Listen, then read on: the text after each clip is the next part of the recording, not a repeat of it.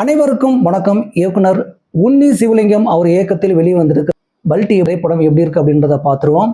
Sports டிராமாவாக வெளியே வந்த பல்டி மூவியின் கதை என்னன்றதை பார்த்துடலாம். தமிழ்நாடும் கேரளா பார்டராக தாங்க இந்த கதைக்கிழமை நடக்குது. இங்கே செல்வராகவன், அல்போன்ஸ் புத்திரன், அப்புறம் பூர்ணிமா, இந்திரஜித் இவர்கள் எல்லாமே பெரிய தாதாவாக அந்த பகுதியில் வளம் வந்துட்டு இருக்காங்க. அங்கே இந்த 3 பேருக்குமே பார்த்தீங்கன்னா அவங்க 3 பேருமே செய்கிற தொழில் என்ன பார்த்தீங்கன்னா கந்து வெட்டி விடுறாங்க. இவங்க 3 பேர்த்துக்குமே இந்த தொழில் போட்டி பார்த்தீங்கன்னா ஒருத்தருக்கும் அப்படியே சிங்கம் புலி மாதிரி தான் இருப்பாங்கன்னு வச்சுங்களேன். அப்படி இருக்கும் சமயத்தில் இந்த பக்கம் பார்த்தீங்கன்னா பஞ்சமி ரைடர்ஸ்ன்ற ஒரு கபடி குழு இயங்குதுங்க. இந்த கபடி குழுவில் தான் ஷாம் நிகாஷும் சாந்தனும் அவர் நண்பர்கள்லாம் பார்த்தீங்கன்னா அந்த கபடி குழுவில் இருக்கிறாங்க. அந்த கபடி குழுவை யாருமே அடிச்சுக்க முடியலங்க. அந்த பகுதியில் உள்ளவங்க யாராலையுமே பார்த்தீங்கன்னா இந்த பஞ்சமி ரைடர்ஸோட டீமை தோக்கடிச்சதே கிடையாது. அந்த பஞ்சமி ரைடர்ஸோட பார்த்தீங்கன்னா இந்த ஷாம் நிகாம் ஒரு இறைச்சி கடையை நடத்திக்கிட்டு வர்றாரு. இந்த இறைச்சி கடையை பார்த்துக்கிட்டே கபடியில் பங்கேற்ற மாதிரி தான் இந்த கதைக்களை அமைச்சிருக்காங்க. அதற்கு ஆப்போசிட்டாக பொர்த்தாமரை அப்படின்ற ஒரு கபடி குழு இருக்குது. இந்த பொர்த்தாமரை கபடி குழு பார்த்தீங்கன்னா அடிக்கடி தோக்கடிக்கிறதும் அவங்கள பார்த்தீங்கன்னா இன்சல்ட் பண்ணுற மாதிரி ஒரு விஷயங்களை பண்ணுறதுமே பார்த்தீங்கன்னா இந்த பஞ்சமி ரைடர்ஸோட பார்த்தீங்கன்னா தொடர்ந்து அவங்க இதை பண்ணிக்கிட்டே இருக்கிறதுனால அவங்க மேலே பயங்கர காண்டாக இருக்காங்க. யார்? இந்த பொர்த்தாமரை அப்படின்ற கபடி குழு. இந்த பொர்த்தாமரை கபடி குழு யார் ஓனர் அப்படின்னு பார்த்தீங்கன்னா செல்வராகவன் அவர் தான். செல்வராகவன் அவன் நம்ம டீம் எப்பயும் தோந்துக்கிட்டே இருக்கு, இது எப்படியா ஜெயிக்க வைக்கணும்னு சொல்லிட்டு யாருக்கிட்ட பார்த்தீங்கன்னா பஞ்சமி ரைடர்ஸ் அந்த டீம்கிட்ட போய் அதாவது சாந்தனுக்கிட்ட பேசுகிறாரு. சாந்தனுக்கிட்ட பேசும்போது அவர் என்ன சொல்கிறாருன்னா, நீங்கள் போய் ஜெயிச்சு வாங்குற பணத்தோட 3 மடங்கு நான் எக்ஸ்ட்ரா தரேன், நீ ஒரு தடவை எனக்காக ஜெயிச்சு காமி அப்படின்னு சொல்லிட்டு அவங்க டீமை விலைக்கு வாங்குறாரு. அப்படி விலைக்கு போகும் பொழுது அங்கே செல்வராகவன்கிட்ட போனதையும் ஒரு பிரச்சனை வருது. அந்த பிரச்சனையை சந்திக்கிறாங்க. அதற்கு அப்புறம் இங்கே என்ன நடக்குது அப்படின்றதான் அடுத்தடுத்த கதைக்களம் நகருகிறதுன்னு வச்சுங்களேன். இதில் சாந்தன் அவர் சொல்கிறான்னு சொல்லிட்டு ஷாம் நிகாஷும் ஒத்துக்கிட்டு 2 பேருமே செல்வராகவன் கூட ஜாயின் பண்ணுறாங்க. இந்த செல்வராகவன் போனதுமே நம்ம என்ன நினச்சோம்னா, சரி கபடியில் இந்த கில்லி மாதிரியும் வெள்ளா கபடி குழு மாதிரியும் பார்த்தீங்கன்னா ஒரு டீம் கூட மோதும் போது நமக்கு ஒரு வைப் ஏற்றுவாங்க, பார்த்தீங்கன்னா அந்த மாதிரி ஒரு கதைக்களமாக இருக்கும் அப்படின்னு நினச்சோம். பார்த்தீங்கன்னா இதில் நட்புக்குள்ளே நடக்கிற பிரச்சனையா இல்லை இந்த எதிரிக்குள்ளே அதாவது இந்த ரவுடிக்குள்ளே நடக்கிற பிரச்சனைக்குள்ளே இவங்க போய் லாக் ஆகுறாங்களா இப்படின்ற ஒரு கன்ஃபியூஷன்லேயே போயிட்டு இருக்கும் பொழுது செல்வராகவன் பார்த்தீங்கன்னா அவரை வில்லனா ஓப்பன் பண்ணும்போதே பார்த்தீங்கன்னா பயங்கர ஒரு தாதாவை தான் ஓப்பன் பண்ணுவாங்க. அதாவது அவர் எதிர்த்துனாங்கன்னா பார்த்தீங்கன்னா அம்மனமாக நிற்க வச்சு அவரை பார்த்தீங்கன்னா லாக் பண்ணிடுவாருன்னு வச்சுங்களேன். அந்த அளவுக்கு பெரிய தாதா ஓப்பன் பண்ணும்போது இங்கே ஒரு காரு, ஒரு டைம் ஒரு ஜீப்பு இதெல்லாம் ஒரு இடத்துல மிஸ் ஆகிடும். அதை மீட்டு கொண்டு வர்றதுக்கு யார்? ஷாம் நிகாஸையும் சாந்தனையும் அனுப்புவார். இவர் செல்வராகவன் பார்த்தீங்கன்னா அவ்வளோ பெரிய தாதா. அவர் சொன்னாவே அங்கே முடிஞ்சு போயிருன்னு வச்சுங்களேன். ஃபோன் பண்ணி சொன்னாவே போதும் யார் அப்படின்னு தெரிஞ்சாவே அவங்க விட்டுருவாங்க. ஆனால் இவங்க 2 பேரையும் பயன்படுத்திக்கிட்டு அதை மீட்டு கொண்டு வராரு. இதுக்கு தேங்க்ஸ்ன்னு சொல்கிறாரு. இவங்களை இந்த மாதிரியே பயன்படுத்திட்டு இருக்காரு. இப்போது இவங்க கபடி விளையாட வந்தாங்களா இல்லை செல்வராகவன் ரைட் ஹேண்டா அப்படின்ற ஒரு கன்ஃபியூஷன் வருது. ஒரு டைமுக்கு மேலே அல்போன்ஸ் புத்திரன் அவர்களுக்கிட்ட பார்த்தீங்கன்னா இவங்க லாக் ஆகுறாங்க, செல்வராகவனும் சாந்தனும். அப்போது நோண்டி விட்டது யார் அப்படின்னு பார்த்தீங்கன்னா செல்வராகவன் அவர்கள். ஆனால் அங்கே ஒரு ஃபைட் வச்சுருப்பாங்க. ஃபைட்டு கலைக்கு எடுத்துட்டாங்க. ஓப்பனாக சொல்லணும்னா இந்த படத்தில் பார்த்தீங்கன்னா திரைக்கதை கொஞ்சம் அப்படியே டவுனாக இருந்தாலுமே ஃபைட்டு செம்மையாக இருக்குது. ஃபைட்டுக்காக இந்த படத்தை ஒரு தடவை பார்க்கலான்னு கூட தோணும். அந்தளவுக்கு பார்த்தீங்கன்னா ஃபைட்டு செம்மையாக பண்ணி வச்சுருக்காங்க.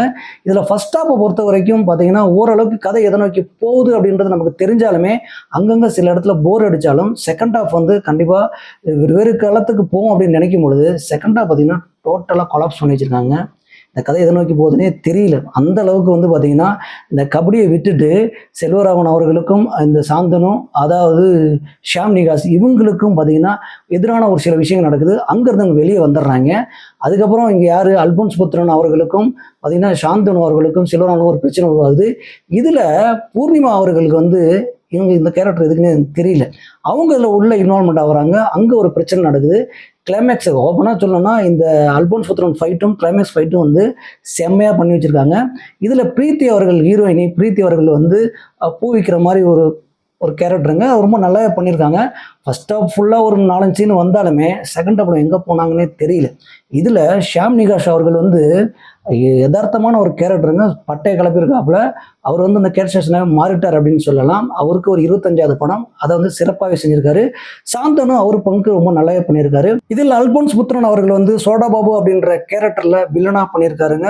இது பிரேமம் பண்ண இயக்குனர் அப்படின்றதுனால கேரள மக்கள் அவருக்குன்னு ஒரு ரசிகர் கூட்டம் இருக்குது. அவங்களாம் வந்து பார்த்தீங்கன்னா ஒரு கூட்டம் வந்து கிளம்பிடுச்சு அவரை பார்க்கறதுக்குன்னே. அவர் கொடுத்த கேரக்டரை வந்து சிறப்பாக பண்ணியிருந்திருக்காரு. செல்வராகவனும் அவர் கொடுத்த கேரக்டரை சிறப்பாக பண்ணியிருக்காங்க. இதில் பூர்ணிமா பார்த்தீங்கன்னா அவங்களுக்கு வந்து கொஞ்சம் சீன் வந்தாலுமே அவங்களும் ரொம்ப சிறப்பாக பண்ணியிருக்காங்க. இதில் செகண்ட் ஹாப்பை வந்து எப்படி நகர்த்திட்டு போகிறது அப்படின்னு சொல்லிட்டு டைரக்டருக்கு வந்து ரொம்ப கன்ஃபியூஷனாக இருக்குன்னு நினைக்கிறேன். திரைக்கதையை அப்படி தான் எழுதியிருக்காரு. செகண்ட் ஹாப்பில் நமக்கு வந்து உட்காரவே முடியும்னு வச்சுக்கோங்க, அந்த அளவுக்கு போர் அடிக்குது. இதில் நமக்கு ஒரு கன்ஃபியூஷன் ஏற்படுத்துறது என்னன்னா, செல்வராகவன் பெரிய தாதாவாக இருக்கும் பொழுது அவர் செய்கிற விஷயங்கள் எல்லாமே பார்த்தீங்கன்னா அவருக்கு சாதகமாக தான் முடியும். ஆனால் இதையே ஹீரோ வந்து ஷான் நிகாஸும் பார்த்தீங்கன்னா சாந்தனும் வந்ததுக்கப்புறம் அவங்க செஞ்சாதான் இது நடக்கும் அப்படின்ற ஒரு கட்டத்துக்கு கொண்டு போகிறாருன்னு தெரியல டைரக்டர்.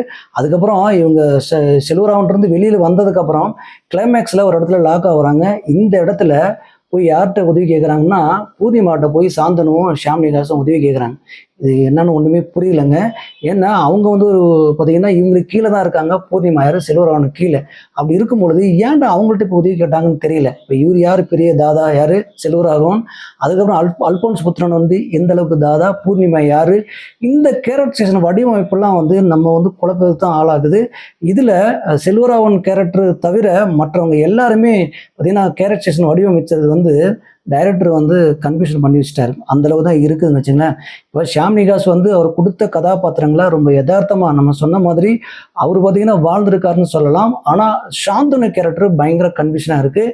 இதில் பூர்ணிமா அவர்கள் வந்து கிளைமேக்ஸில் அவங்க ஒரு சம்பவம் பண்ணுவாங்க. அந்த விஷயங்கள் வந்து எதுக்கு அப்படின்னு நமக்கு தோணுது. இந்த படம் யூஏ ஒரு 16+ மூவி தாங்க. இதில் வந்து மேட்ச் கட்ஸ்ன்னு சொல்லிட்டு அங்கங்கே வச்சுருக்காங்க. மேக்கிங்கில் கேமராமேன் வந்து ரொம்ப பட்டை கிளப்பியிருக்காருன்னு சொல்லலாம். இந்த மேட்ச் கட்ஸ் எல்லாம் பார்த்தீங்கன்னா இங்கே ஒரு இடத்துல வந்து பெல்ட் அடித்து கீழே விழுவார் ஒரு ஃபைட்டில். அப்படியே பார்த்தீங்கன்னா கபடியில் பெல்ட் அடித்து போகிற மாதிரி இருக்கும். இந்த மாதிரி நிறைய இடங்களில் மேட்ச் கட்ஸ் வந்து மேக்கிங்கில் ரொம்ப சிறப்பாகவே பண்ணியிருக்காங்க. ஓப்பனாக சொல்லணும்னா மேக்கிங்கும் சரி, மியூசிக்கும் சரி, இதெல்லாம் சிறப்பாகவே இருக்குது. எடிட்டர் மட்டும் இன்னும் கொஞ்சம் நல்லா பண்ணியிருந்தாருன்னா இந்த செகண்ட் ஹாஃபில் வந்து டைரக்டர் பண்ண மிஸ்டேக்கை வந்து தவிர்த்திருக்கலாம். நமக்கும் ரொம்ப போர் அடித்தது, கொஞ்சம் சுமாராக போர் அடிக்கிற மாதிரி ஒரு விஷயங்களை பண்ணியிருந்துடலாம். அதை எடிட்டர் பண்ண தவறிட்டார்னே சொல்லலாம். இதில் விஎஃப்எக்ஸும் எஸ்எஃப்எக்ஸும் பார்த்தீங்கன்னா ரொம்ப சூப்பராக பண்ணியிருக்காங்க. சவுண்ட் எஃபெக்ட் ரொம்ப நல்லாவே இருக்குங்க. இந்த மாதிரி ஒட்டு மொத்தமாக டெக்னீஷியன் சைடில் வந்து பார்த்தீங்கன்னா ரொம்ப ஹார்ட் ஒர்க் பண்ணி நல்லாவே பண்ணியிருக்காங்க. ஆனால் ஆக்டரும் நிறைய பேர், அதாவது ஒட்டுமொத்த ஆக்டரும் சின்ன சின்ன ஆக்டர் எல்லாம் சேர்த்துமே பார்த்தீங்கன்னா ரொம்ப நல்லா பண்ணியிருக்காங்க. ஆனால் கதையும் திரைக்கதையும் இன்னும் நல்லா பண்ணியிருந்தா இந்த படம் நல்லா வந்திருக்கக்கூடிய படம் சுமாரான படம் ஆயிடுச்சு.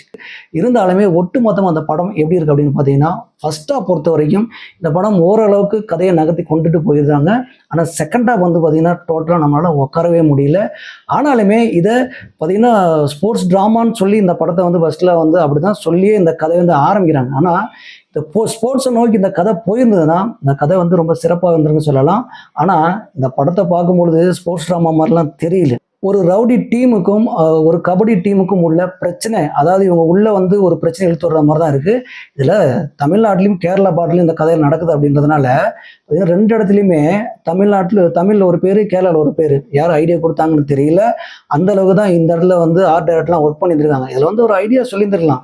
கேரளாவில் இருக்கும்போது கேரளாவை பார்த்தீங்கன்னா கேரளாவில் வந்து மலையாள மொழியில் எழுதியிருக்கலாம், தமிழ்நாடு இருக்கும் தமிழ் எழுதியிருக்கலாம்.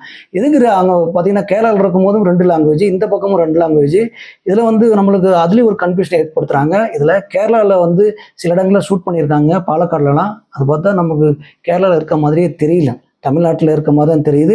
இது ஒரு தமிழ் படம் மாதிரி தான் தெரியுது. ஏன்னா 2 லாங்குவேஜில் இந்த படத்தை எடுத்துருக்கும் பொழுது நம்மளை அந்த இடத்துலையும் கன்ஃபியூஷனை ஏற்றி விட்டாங்க. இதில் கிளைமேக்ஸ் ஃபைட்டும் சரி, நம்ம ஆல்ரெடி சொன்ன மாதிரி அல்போன்ஸ் புத்திரன்ட்ட வந்த ஃபைட்டும் சரி செம்ம சூப்பராக பண்ணியிருக்காங்க. இந்த ஃபைட் மாஸ்டர் வந்து ஆரம்பத்துலேருந்து இன்னும் 2 ஃபைட் வச்சுருந்தா கூட படம் இன்னும் நல்லா இருந்துன்னு சொல்லலாம். ஏன்னா அந்தளவுக்கு தான் வந்து திரைக்கதையும் கதையும் இருக்குது. அப்போது ஒட்டு மொத்தமாக பல்ட்டி எப்படி இருக்குது அப்படின்னு கேட்டிங்கன்னா, பல்ட்டி அடித்து கபடி விளையாடுறது சூப்பராக இருக்குது. ஆனால் நம்ம உட்காந்து பார்க்குற அளவுக்கு இல்லை. படம் ரொம்ப பல்ட்டி அடிச்சிருச்சு. இந்த வீடியோ பிடிச்சிருந்தா லைக் பண்ணுங்கள், ஷேர் பண்ணுங்கள், கமெண்ட் பண்ணுங்கள், மறக்காமல் சப்ஸ்கிரைப் பண்ணுங்கள். இதே மாதிரி ஒரு அடுத்த விமர்சனம் சந்திக்கும் முறை நன்றி.